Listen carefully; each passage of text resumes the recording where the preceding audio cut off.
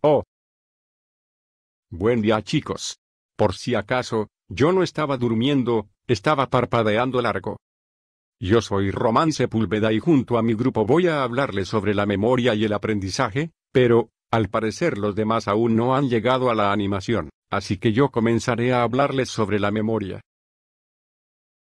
Se piensa que Hermann Ebbinghaus y su libro Concerning Memory, 1885, ha inspirado más experimentos psicológicos que cualquier otra fuente en la historia de la psicología. A pesar de que la investigación sobre la memoria ya no está dominada por el modelo y las estrategias de Ebbinghaus, su trabajo sigue siendo muy apreciado. Ahora les voy a hablar sobre la curva del olvido. La curva del olvido ilustra la pérdida de retención con el tiempo. Y mucho tiene que ver la intensidad del recuerdo, que indica cuánto se mantiene un contenido en el cerebro. Cuanto más intenso sea un recuerdo, más tiempo se mantiene. Este gráfico muestra cómo en unos días se olvida la mitad de lo que hemos aprendido a no ser que lo repasemos. La velocidad con la que olvidamos depende de factores como la dificultad de la materia, su representación, mediante asociaciones o mnemotecnia, y factores como el sueño y estrés. El ritmo de olvido basal es prácticamente el mismo para todas las personas. La diferencia de rendimiento podría depender de qué representaciones mnemotécnicas hace cada persona, por lo que unas personas utilizan su memoria de manera más efectiva que otra. En la memoria se encuentran tres procesos involucrados. El primer proceso es la codificación. Es el proceso de la entrada sensorial física en su memoria. Se considera el primer paso en el tratamiento de la información de la memoria. Durante la codificación de la memoria, la información se puede procesar alrededor espacio, tiempo, y frecuencia con el proceso automático. La codificación tiene varios tipos, los cuales son la codificación visual, que es el proceso de lo que vemos, la codificación acústica, que es el proceso de lo que escuchamos, particularmente palabras, codificación semántica, que es el proceso del significado, particularmente el significado de palabras. Codificación táctil, que es el proceso de lo que sentimos, lo que tocamos. La codificación para el almacenaje a corto plazo, STS, en el cerebro confía sobre todo en la codificación acústica más bien que semántica. Otro proceso involucrado en la memoria es el registro, que se efectúa a través de conexiones en las neuronas, células que para funcionar adecuadamente requieren de la preservación de neurotransmisores involucrados en el proceso, principalmente acetilcolina. Y por último se encuentra el proceso de la recuperación.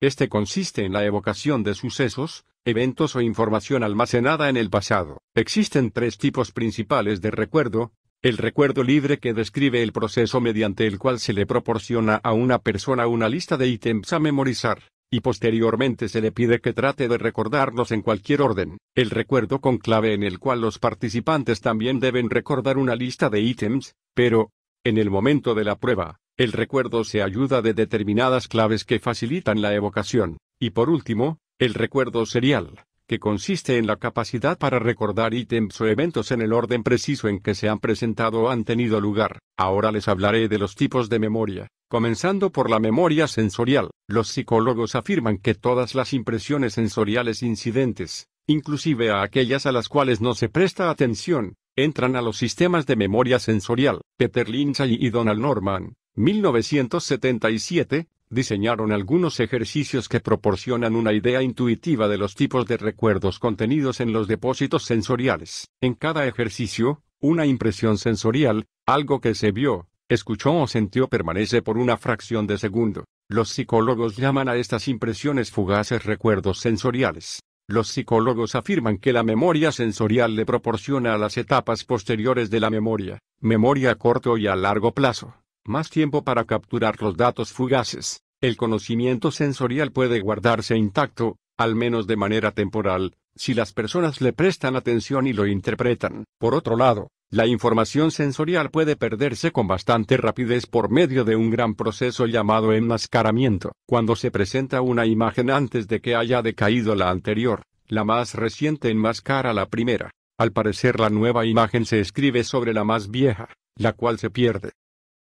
Otro tipo de memoria es la memoria a corto plazo. La memoria a corto plazo a menudo se considera como el centro de la conciencia humana. Según este punto de vista, almacena cualesquiera pensamientos, información y experiencias que se encuentren en la mente de una persona en un momento determinado en el tiempo. Además de la función de almacenamiento temporal, tiene un papel de administración general, y se le concibe como selectora de lo que se detendrá de manera temporal. Transfiere materiales a la memoria a largo plazo para tener un registro más permanente y recupera datos de los depósitos sensoriales y a largo plazo. Al parecer, los seres humanos convierten, de manera continua, los materiales de la memoria a corto plazo en agrupamientos significativos. Sin embargo, parece que en cualquier momento las personas están bastante limitadas en términos de la cantidad de conjuntos que pueden tener en mente. Qué bueno que llegas, Chanel, porque tengo que ir a resolver algo. Así continúas explicando. Buenos días, mi nombre es Chanel Lluvers y yo les hablaré sobre la memoria a largo plazo. La memoria a largo plazo le brinda a las personas la capacidad de retener grandes cantidades de información a lo largo de periodos sustanciales. Esta, al igual que la memoria a corto plazo, es flexible para codificar la información de manera analítica o análoga. Una parte del material se codifica de forma deliberada, mientras que otros datos se registran de modo automático. Según Craig y Kollers, la recuperación es muy similar a la codificación. Recuperar hechos de la memoria a largo plazo requiere de una estrategia llamada de varias maneras: reconstrucción, reintegración, refabricación o memoria creativa. La memoria a largo plazo está moldeada por numerosas influencias. Veamos algunos ejemplos. Los conocimientos previos. Como décimo persona, las personas tienen el conocimiento con respecto a las condiciones que deben cumplirse para que algo sea considerado una acción válida. Experiencia posterior. Si los eventos novedosos influyen en los recuerdos, no es extraño que una persona confunda lo que ocurrió en una ocasión con lo que sucedió en otra.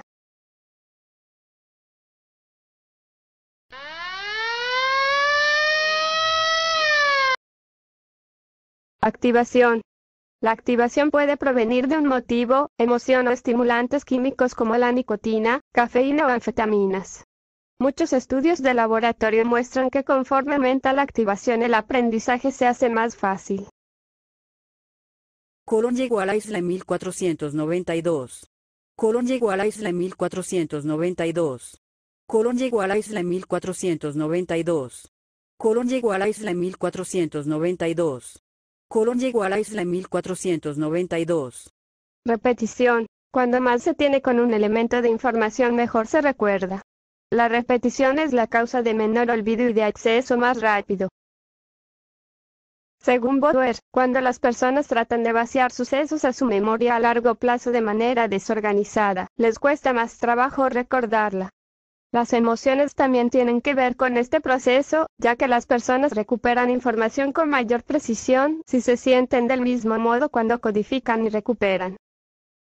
También existen algunas teorías acerca del olvido. La teoría del desuso es la más sencilla, y es que si duramos mucho tiempo sin usar cierta información, esta se nos olvida. La teoría de la perseverancia-consolidación postula que la traza de la memoria se retenía en la forma de circuitos eléctricos de reverberación, mientras se establecía una tasa estructural permanente. Y por último, la teoría de la interferencia, la más importante. Se trata de una explicación de los fenómenos del olvido y representa un aspecto específico de una opinión más amplia de asociación sobre el aprendizaje.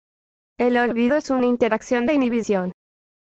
La pérdida de memoria o amnesia puede ser producida por un choque al cerebro o golpe muy fuerte, una lesión, enfermedad, cirugía, drogas o terapia electroconvulsiva.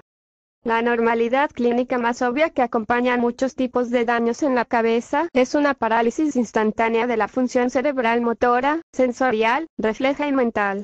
Durante el periodo de parálisis del cerebro, no puede haber un registro de incidentes que rodean a los sujetos y conforme a esto, hay una amnesia permanente respecto a los eventos que ocurrieron durante ese tiempo. Al regresar la conciencia se recuperan las funciones mentales. Dentro de los tipos de amnesia están la postraumática, la amnesia retrógrada donde se pierde el material de sucesos que ocurrieron antes del trauma, la traumática y la amnesia histórica donde la persona pierde la memoria temporalmente cuando se encuentran atravesando una terrible crisis emocional.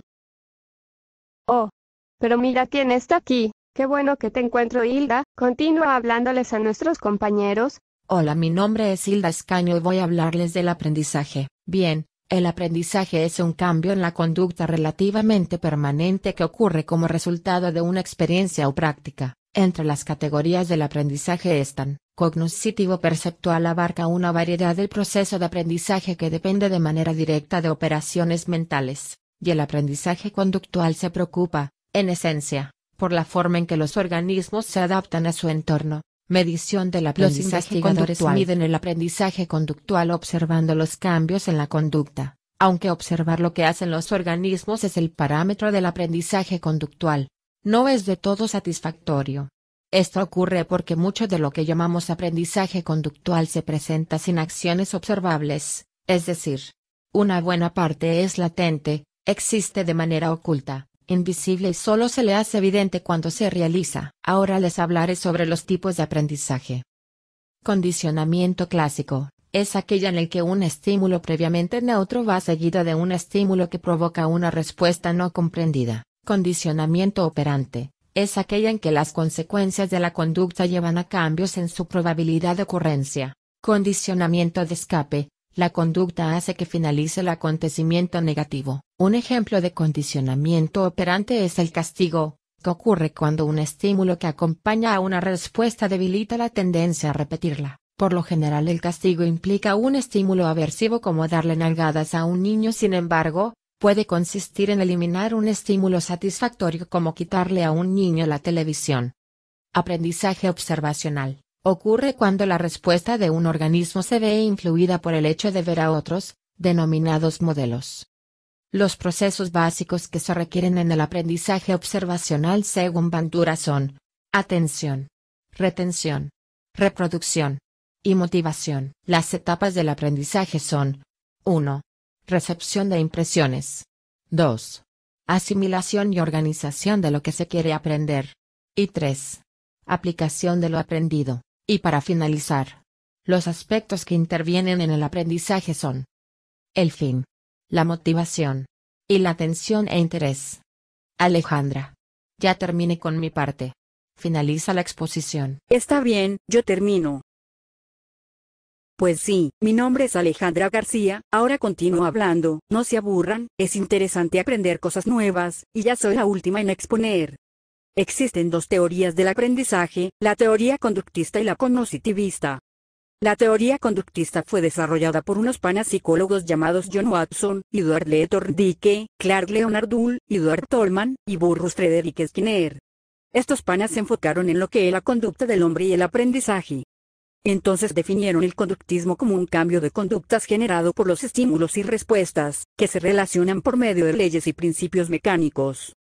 El conductismo se fundamenta en la teoría funcionalista y pragmatista de William James. Él se basó en el estudio de las emociones y la motivación, propuso la teoría de James Lange. Otro fundamento sería la teoría funcionalista instrumentalista de John Dewey, que dice que todo en la vida es aprendido y que lo único con lo que no se nace sería el impulso. Ahora veamos las principales teorías conductistas del aprendizaje. Conductismo clásico de Watson. El conexionismo de Edward Thorndike. La congruidad de Edward Guthrie. Teorías del conductismo, operante de Skinner. Las características generales del conductismo son: monismo físico. Niegan la existencia de la mente en cualquier forma, ya sea como sustancia, ya como entidad conceptual que controla la conducta. Periferalismo. Las conductas han de ser tratadas como conductas observables, no como expresión de estados profundos inobservables. Empirismo. La conducta es fruto de la experiencia aprendida del sujeto, no de factores innatos o genéticos. Asociacionismo. Asociación entre estímulos y respuestas. Atomismo. La conducta humana se analiza científicamente descomponiéndola y componiéndola en los estímulos y respuestas elementales. Continuidad filogenética. Existe una sólida continuidad en la forma en que la conducta es aprendida y mantenida en todas las especies animales. Positivismo. Solo es válido lo observable y que se puede reducir a medida. Ahora les explicaré las teorías cognitivas que abarcan lo siguiente. Albert Bandura, psicólogo canadiense, decía que los niños imitan las conductas de personas que los rodean. Luego de que estos imitan, esas conductas pueden ser fortalecidas o debilitadas mediante recompensas o castigos.